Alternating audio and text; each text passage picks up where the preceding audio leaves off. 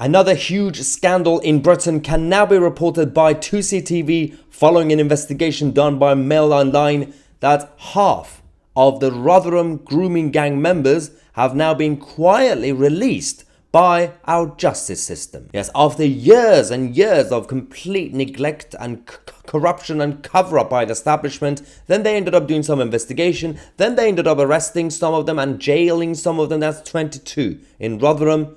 And now half of them, 11 of the 22, have been released very quietly. Now obviously this news story is pretty fresh right now. We'll have to wait a couple of days to see if anybody from the political establishment is going to be responding to this. Anybody from the rest of the corporate broadcast media is going to be reporting this like we are doing right now today, and how they're going to be investigating this and what the government is going to be saying in response. Now let's not forget, we're just talking about Rotherham, not all the other places that we've obviously seen so much chaos over the years, over the last few decades actually.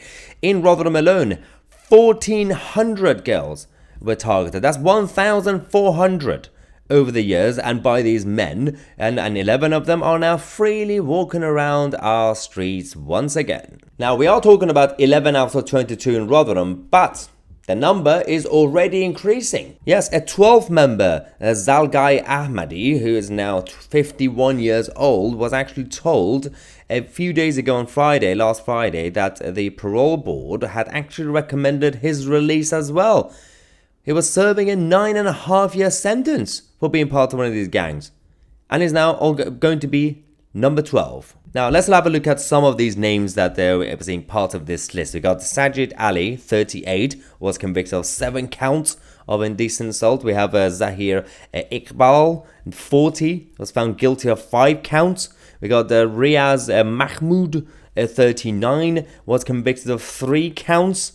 Obviously jailed for 6 years and 9 months. That's it. That's not really that long, is it? In August 2019, Masood Malik, 35, was jailed for 5 years. After obviously he was also convicted of 1 count of indecent assault, right? So 1 count, you get 5 years. But if you then do, 3 counts, you only get 1 extra year on top of it. 6 years, 6.5, right? Now we have Sharaz Hussain, 35, was jailed for 4 years after obviously 1 count of indecent assault. And Mohammed Wade, whatever it is, 32, jailed in 2016 for 5 years. That's it.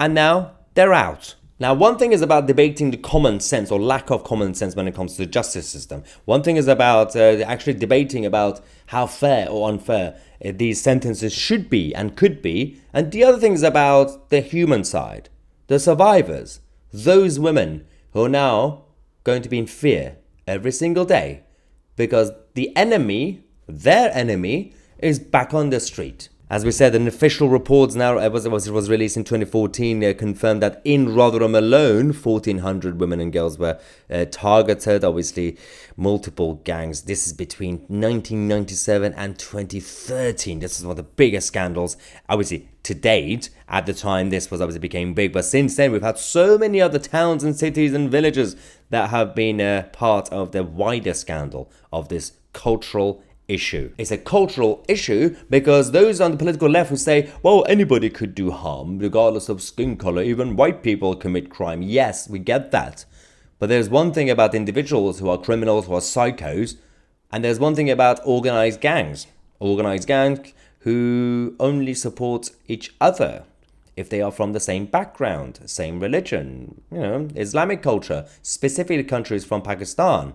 And this is why nobody in the political establishment, apart from a couple of backbench MPs who have been brave enough to talk about it, they're not, even to date, they're not willing to actually open that chaos, that door, because they know it's politically incorrect.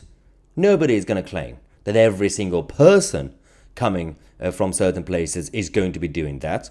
But if you address the real issue, that there is clearly a correlation between certain cultures and ideologies and religions, it might help the situation. Thank you so much for watching. Make sure to share this video. I'm Tousi, and we are the media.